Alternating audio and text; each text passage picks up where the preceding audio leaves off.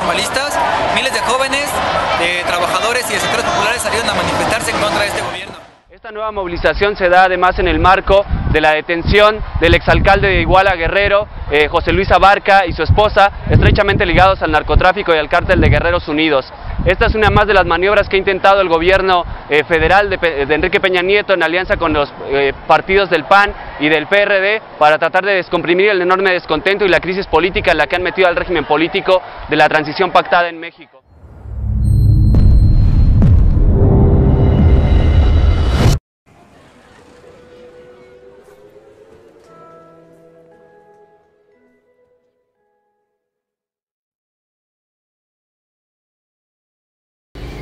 Bueno, estamos con Aldo Santos, es un activista de la Normal del Distrito Federal, es activista reconocido de la lucha por el acceso a las normales y por el derecho a la educación pública.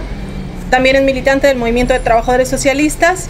Él es Andrés Auled, abogado laboralista, defensor de causas de detención política como presos del 1 de diciembre, el 10 de junio y algunas otras luchas. También militante del Movimiento de Trabajadores Socialistas y parte de la Liga de Abogados 1 de diciembre. Él es Sergio Moisen, es académico de la Facultad de Ciencias Políticas y Sociales de la UNAM y de la UACM, así como militante del Movimiento de Trabajadores Socialistas. Para empezar este contraplano, en torno al tema de Ayotzinapa, a un año de los hechos de desaparición forzada de los normalistas, Aldo, ¿en qué momento de la lucha nos encontramos en torno a los hechos de Ayotzinapa, el ataque al normalismo y la reforma magisterial? Bueno, yo considero que la masacre de Iguala y la desaparición de los 43 compañeros de la Normal Rural de Ayotzinapa es un hecho que puso en evidencia de forma aberrante toda la descomposición y la degradación del llamado régimen de la alternancia, a través del cual los partidos patronales, con el aval del gobierno de Estados Unidos, prometieron democracia, ¿no? Y generaron las expectativas en cuanto a la posibilidad de mejorar las condiciones de vida para la población, pero en cambio lo que en realidad han ofrecido es más violencia, más represión y más miseria, ¿no? Entonces Ayotzinapa puso en evidencia la degradación de todas las instituciones del Estado, empezando por las fuerzas represivas que están directamente involucradas en la desaparición de los 43, ¿no? No solo la policía municipal, estatal y federal, sino incluso el ejército, al cual no se le ha querido investigar a fondo. También de los diferentes niveles de gobierno, ¿no? Tanto a nivel municipal como estatal y federal, que se han encargado de no solamente están involucrados directamente con los hechos, sino que se han encargado de que estos se mantengan impunes, ¿no? Y del conjunto de los partidos políticos que también están involucrados y que a nivel nacional son quienes mantienen estrechos vínculos de complicidad con las organizaciones delictivas, pero además son quienes pretenden imponer una serie de reformas que a lo que apuntan es a liquidar los derechos y las conquistas históricas de los trabajadores y del pueblo, como fue la reforma laboral, la reforma energética y la reforma educativa, ¿no? En el caso particular de los compañeros normalistas, pues tampoco es un hecho aislado lo que sucedió con los 43. Ya anteriormente los compañeros de Ayotzinapa habían sufrido el asesinato de los compañeros Gabriel Echeverría y Alexis Herrera a fines del 2011, que fueron acribillados por la policía ministerial. También en el caso de Tiripieteo, Michoacán, los compañeros sufrieron un intento de desalojo brutal por parte del cuerpo de granaderos del estado, ¿no? Y bueno, toda una serie de acciones que vienen a coronarse, a culminar en los hechos de Iguala, ¿no? Y que tienen que ver con el intento del Estado de liquidar al normalismo como pilar de la educación pública y como una corriente educativa que se ha vinculado históricamente estrechamente a los trabajadores y el pueblo, porque nosotros como maestros normalistas, pues estamos conscientes desde el primer momento que ingresamos a estas escuelas que nuestra función va a ser servir a la comunidad como docentes en el medio rural o en el medio urbano, ¿no? Entonces, el proyecto de reforma educativa que el gobierno quiere imponer se contrapone y atenta directamente contra este espíritu social que históricamente han tenido las normales, y pues la manera como lo han venido imponiendo pues es a sangre y fuego, ¿no? O sea, ya vimos cómo la reforma educativa ha despertado una gran resistencia por parte de miles de maestros a lo largo y ancho del país, que no están de acuerdo con que se les impongan evaluaciones punitivas, ¿no? Y que además vienen denunciando cómo esta reforma, lejos de fortalecer la educación pública, lo que apunta es a una mayor injerencia de las empresas dentro de los establecimientos escolares, y también a que el conjunto de la educación se ponga cada vez más al servicio de los empresarios, ¿no? Entonces, esta resistencia de los maestros y esta defensa de la educación pública que vienen librando desde que se aprobó la reforma y aún antes, tiene su correlato también en la resistencia del movimiento normalista, que como tal no está desligado del movimiento magisterial, ¿no? Nosotros somos maestros en formación y vamos a heredar las condiciones que la lucha magisterial nos legue en cuanto a pues estabilidad en el empleo, en cuanto a derechos y en cuanto a pues las condiciones en las cuales se mantenga o no el sistema educativo nacional, ¿no? De lo cual, que depende mucho de el triunfo que pueda tener la lucha magisterial en contra de estas reformas privatizadoras, ¿no? Entonces, pues es en ese contexto en el cual se da el golpe contra los 43 como un intento de golpear al conjunto del movimiento estudiantil normalista y al conjunto del movimiento social, ¿no? Que pues ha venido cuestionando desde la asunción del propio gobierno de Enrique Peña Nieto, pues todo el autoritarismo y toda la represión que se sigue dando, como en los mejores momentos del priato, ¿no? Entonces, se ceba esta represión contra los estudiantes que como vimos han sido uno de los sectores sociales que más ha cuestionado al gobierno y al conjunto de las instituciones, ¿no? Entonces, el enorme movimiento social que se generó a partir de estos hechos, creo que también ha evidenciado esa crisis de representatividad, esa crisis de legitimidad que tienen estas instituciones al gobernar en interés de una minoría privilegiada y imponer para ello pues el terror social y todo el peso del aparato represivo del Estado. Okay. Andrés, nos encontramos en un momento en donde por un lado tenemos las conclusiones presentadas por el grupo interdisciplinario de expertos independientes que refutan y cuestionan bastante las investigaciones y todas las pruebas que ha presentado el gobierno, y por otro lado el hecho más reciente es la identificación de Yoshibani presentada por el Instituto Médico Forense de Austria, que la PGR pone como un intento por imponer su verdad histórica. Frente a estos hechos, ¿cómo entramos en el contexto de Ayotzinapa, en el terreno jurídico, en el terreno democrático y de la propia investigación? Pues bueno, mira, yo creo que inicialmente tenemos que partir de que hay una serie de contradicciones que han venido denunciando el grupo de expertos peritos, y que a contrapelo de eso la Procuraduría, en un intento por posicionarse en el marco del escándalo, ha tenido que ir dando la cara de una forma u otra, y lo ha hecho desde el inicio.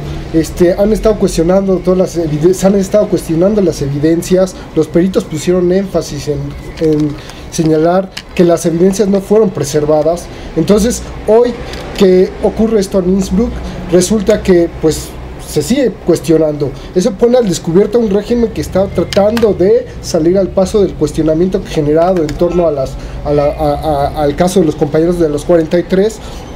Es una práctica a la que ha venido recurriendo en los últimos años. Entonces, particularmente pienso que la necesidad del régimen es avanzar en un posicionamiento que les permita confrontar lo cuestionado que está surgiendo, pero lo que va resultando de esto pues es que es más impunidad, ¿no? Una investigación plagada de irregularidades desde el principio, y que no hacen más que profundizar que hay una investigación oscura y que está finalmente no tiene ninguna pretensión por resolver el caso de los 43. Ahora, me parece que acá lo que tenemos que tomar en cuenta desde en el marco más general es que mientras ocurre esta desaparición de los 43, hay un intento del gobierno por posicionarse de conjunto con las llamadas reformas estructurales, ¿no? Que de alguna manera están siendo pasadas a través del Congreso: la reforma laboral, la reforma energética, la reforma educativa,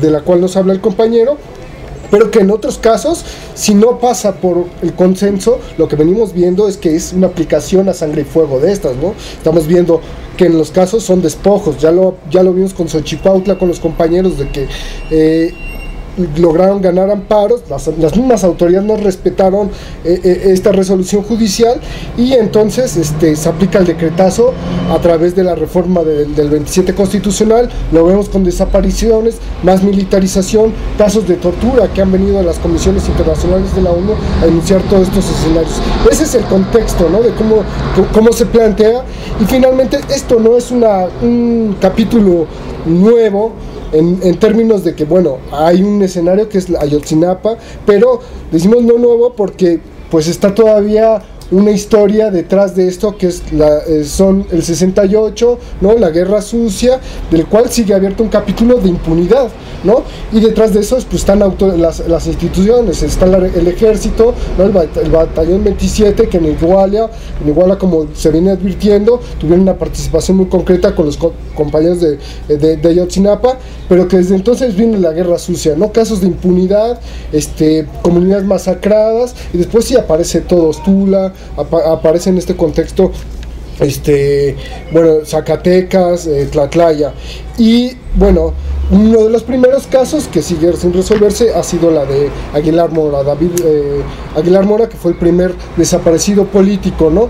Bueno, después de eso está ese terrible contexto del cual hoy pues hay una terrible impunidad, hay un capítulo abierto que se sigue repitiendo, donde vemos a las Fuerzas Armadas actuando. Entonces creo que nosotros no podemos escindir el fenómeno de lo que vemos con miles de muertos, que en muchos casos ya semejan o superan las cifras conservadoras que ocurrieron en las dictaduras en Argentina y en Chile con el número de desaparecidos.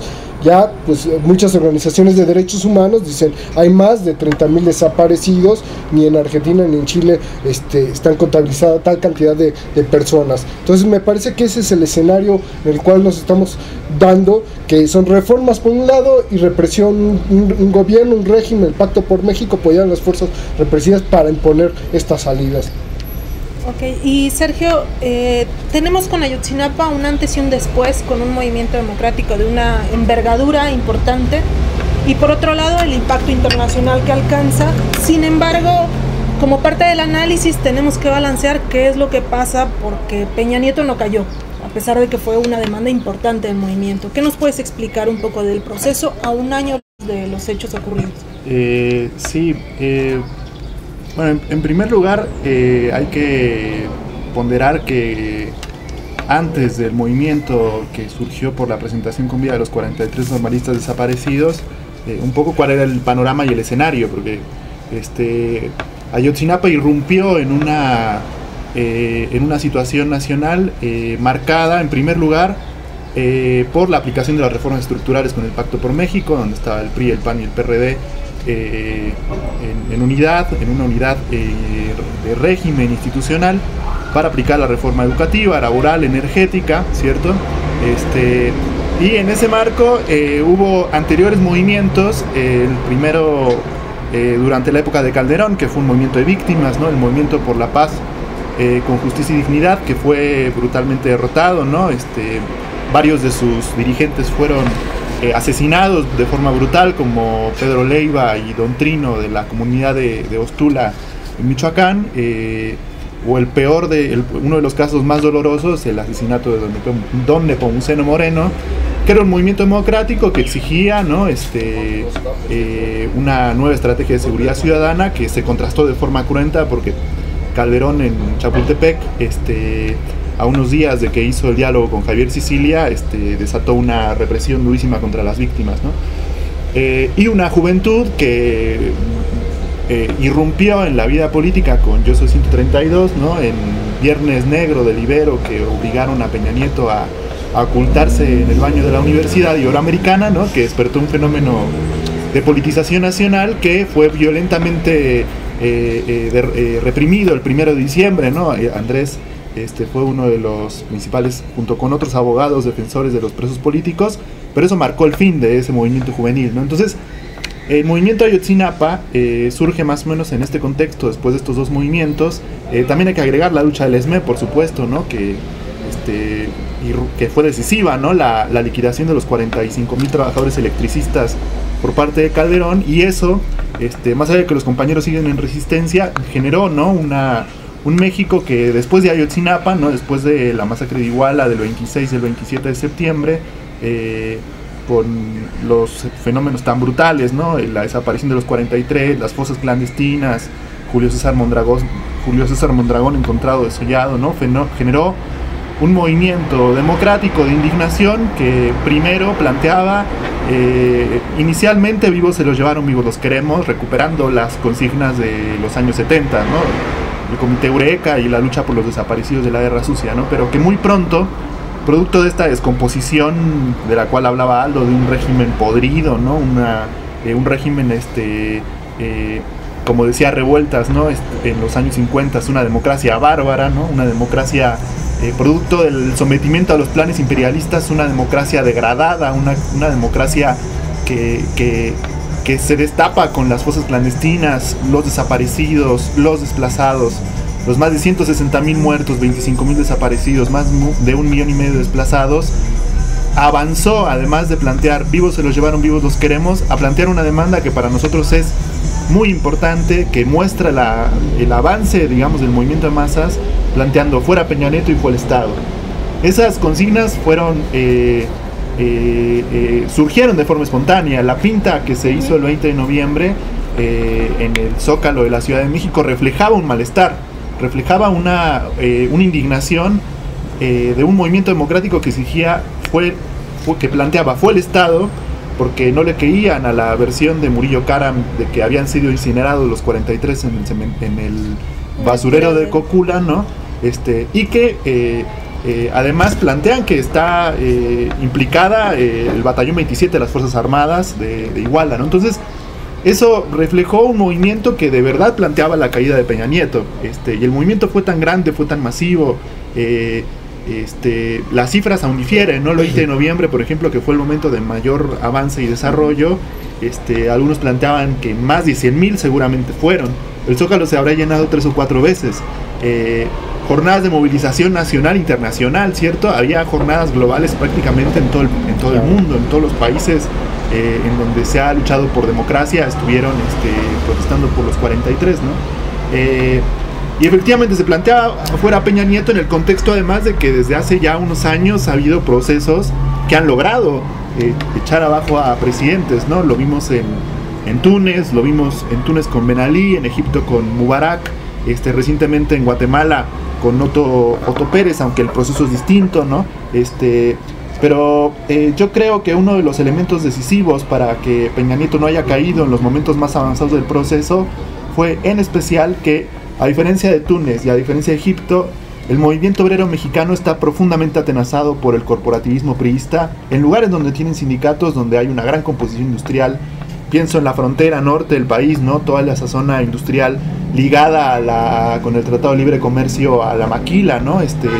Todos los clústeres industriales de las zonas del centro como Querétaro y otros, Jalisco, ¿no?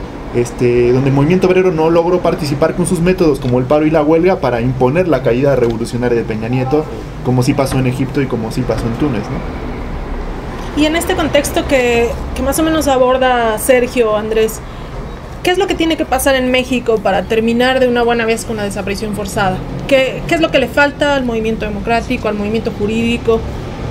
Pues mira, yo arranco un poco con lo anterior. Yo creo que hemos visto casos de impunidad donde el gobierno ha tratado de dar la cara, ¿no?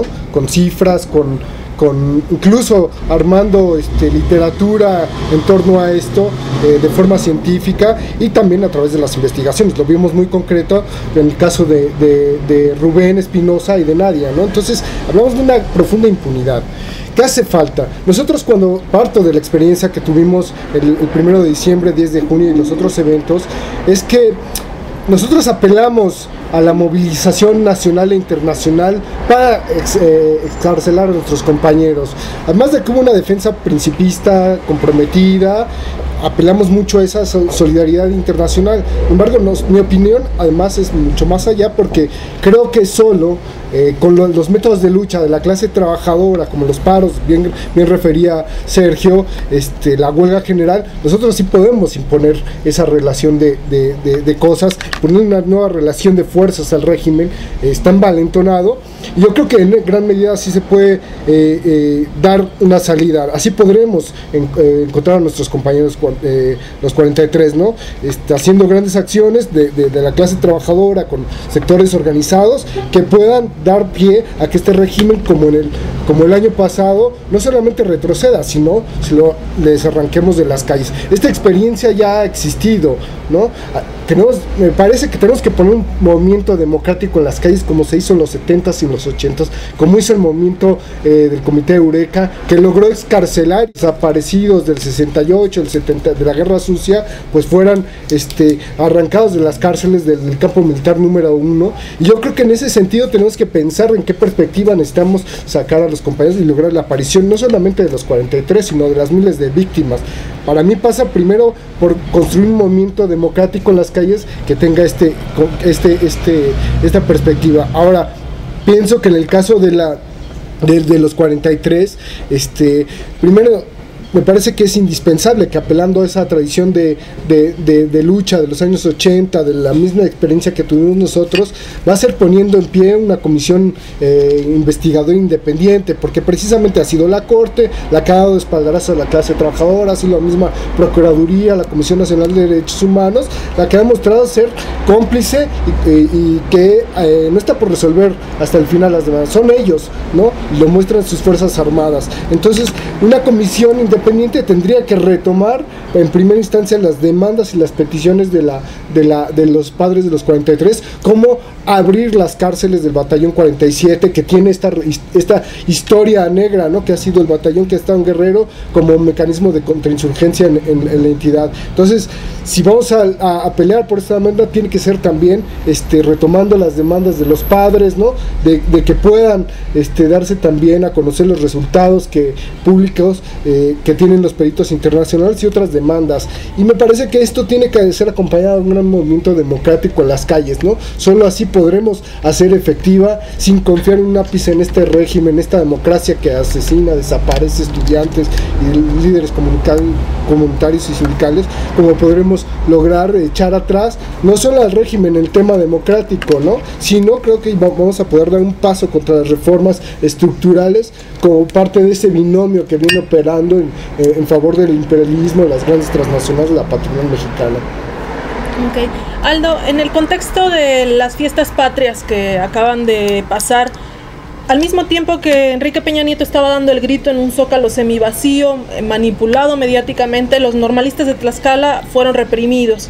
Lo que vemos es una situación que prevalece a pesar de las movilizaciones, a pesar de los resultados, donde se expresa mucha impunidad.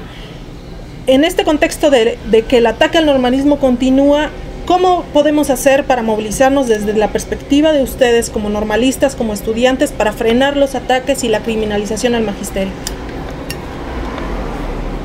Sí, bueno, más allá de que hay una primera cuestión, más allá de que el gobierno haya pretendido o prometido llevar hasta el final las investigaciones por los hechos de Ayotzinapa, cada una de las acciones que tomó y que sigue tomando evidencian su complicidad y su afán por que estos hechos queden impunes, ¿no? A pesar de que el informe del grupo de la CID terminó por echar por tierra algo que ya todo el mundo sabía, que es que la dichosa verdad histórica de Murillo Karam era en realidad una farsa, el gobierno insiste ahora con el nuevo informe de la identificación del ADN de otro de los compañeros, insiste en mantener a toda costa esta supuesta verdad, ¿no? Porque pues hay mucho detrás, ¿no? En juego, en primera instancia, la credibilidad y del propio ejército, ¿no? Entonces, una demanda yo creo que esencial es que el gobierno abra definitivamente, imponerle al gobierno que abra definitivamente los cuarteles y los expedientes, los archivos que tengan que ver con el caso, porque ya se sabe que los compañeros fueron identificados y vigilados desde mucho antes de que sucedieran los hechos por parte de la cúpula de las fuerzas policíacas y del ejército. Entonces no puede ser posible que a un año de su desaparición el Estado no haya sido capaz ni siquiera de dar la mínima pista de cuál puede haber sido su verdadero destino, y por otra parte, pues mientras al mismo tiempo mantiene impune a todos y cada uno de los responsables políticos por estos hechos, ¿no? O sea, capturó a una banda de criminales, ¿no? Menores, pero utilizándolos como chivos expiatorios para que los verdaderos responsables políticos de la desaparición de los compañeros sigan intocables, ¿no? Incluso el mismo gobernador, ¿no? Que solicitó licencia, no ha sido ni siquiera molestado por la justicia, ¿no? Entonces, yo considero que y bueno, la red, no solamente esto, ¿no? Sino que esta misma impunidad ha propiciado que el gobierno siga actuando tan brutal como siempre, ¿no? O sea, el ataque continúa y tanto en términos de la represión que se cierne sobre los normalistas y maestros que defendemos la educación pública, como también en cuanto a el intento de avanzar con las reformas estructurales, ¿no? Entonces, en el caso de los normalistas, como bien mencionas, el mismo 15 de septiembre pasado, mientras se manifestaban las compañeras, porque es una normal de compañeras, en Tlaxcala, nuevamente viene la brutal agresión contra ellas por parte de los cuerpos policíacos, ¿no? Intentando pues nuevamente amedrentar y disuadir y disciplinar a los que luchan, ¿no? Y al mismo tiempo, bueno, en mi caso personal, se me notifica una expulsión arbitraria de la normal superior, que es la escuela donde yo estudio, por razones eminentemente políticas, ¿no? Con la intención de evitar que nos sigamos organizando y manifestando dentro de las normales del Distrito Federal. Y lo mismo sucede con los maestros, con un estado de Oaxaca militarizado para impedir que la sección 22 se movilice, y incluso llegando al Distrito Federal con procesos penales abiertos en contra de maestros que también se están oponiendo a la reforma educativa, ¿no? Entonces, ¿cómo enfrentar todo esto? Pues yo creo que en primera instancia, pensando en la necesidad de la unidad de todos los que estamos luchando, ¿no? Porque un golpe contra uno es un golpe contra todos, y si nosotros no enfrentamos al gobierno de manera unificada, mucho más fácilmente nos va a poder golpear y derrotar de manera aislada, ¿no? Entonces, una primera tarea que tenemos como normalistas del Distrito Federal, pues es coordinarnos con nuestros compañeros de las normales rurales y urbanas de todo el país, para hacer frente a esta embestida represiva del gobierno, seguir exigiendo la presentación con vida de nuestros compañeros de Ayotzinapa, el castigo para los responsables políticos y materiales de su desaparición, y también para continuar con la lucha en defensa del normalismo, porque la CEP acaba de anunciar una reforma a las normales que a lo que apunta es en realidad a terminar de liquidar a estas como proyecto educativo con sentido crítico y social, y si no la defendemos los normalistas, los maestros y los trabajadores de estas escuelas, en alianza con los miles de maestros que están luchando en todo el país contra la reforma educativa, pues las normales van a desaparecer, que ha sido siempre la intención del gobierno. Y para terminar, Sergio, cumplimos un año de la desaparición forzada de los normalistas. Desde tu punto de vista, ¿cuáles son las tareas para la juventud, para los trabajadores? ¿Qué perspectivas le ves a este movimiento? Bueno, en primer lugar, hay que aprender, ¿no?, de los últimos meses de movilización.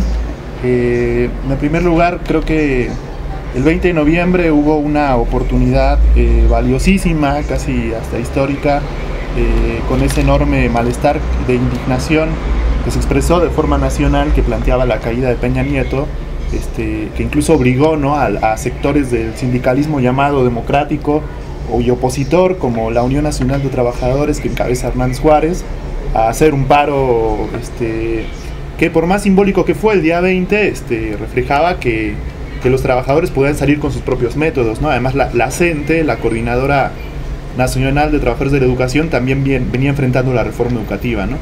Hoy por hoy, Ayotzinapa planteó la posibilidad de esa caída si los trabajadores participaban con sus propios métodos, como el paro y la huelga general.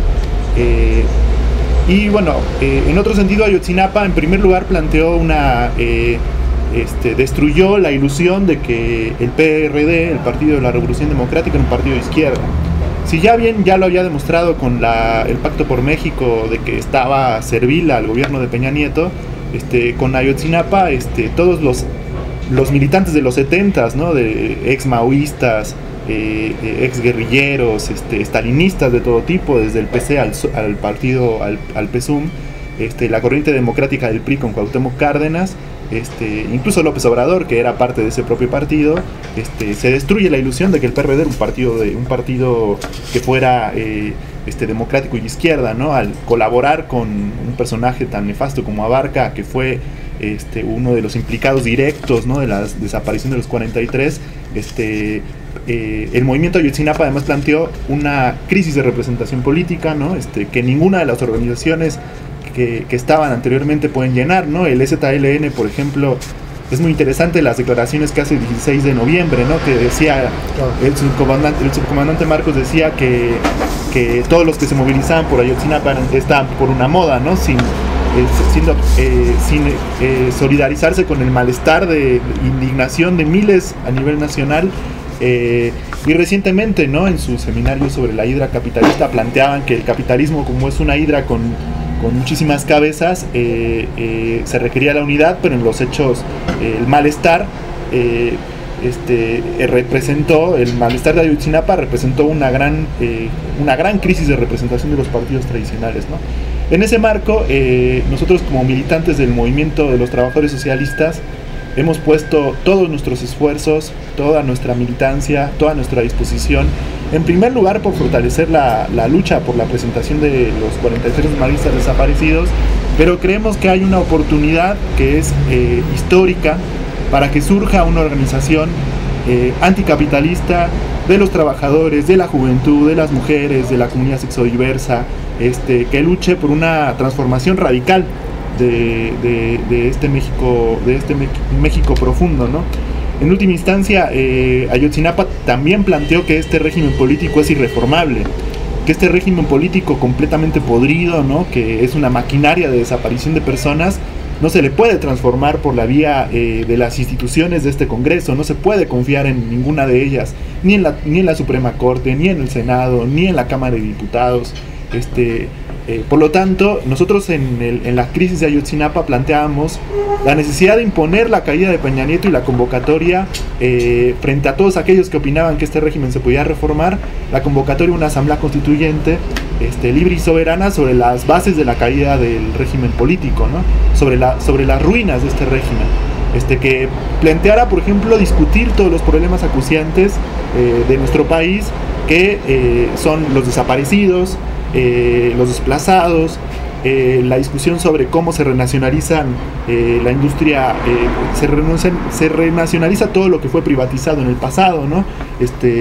El Pemex, ¿no? Que recientemente empezaron con la ronda número 1, la educación, la salud, etcétera, etcétera. Entonces, bueno, por último, queremos invitar a que conozcan al Movimiento de los Trabajadores Socialistas, que quiere ser una organización socialista y revolucionaria en México, que ha puesto todas sus fuerzas y sus energías por la presentación de los 43 normalistas desaparecidos.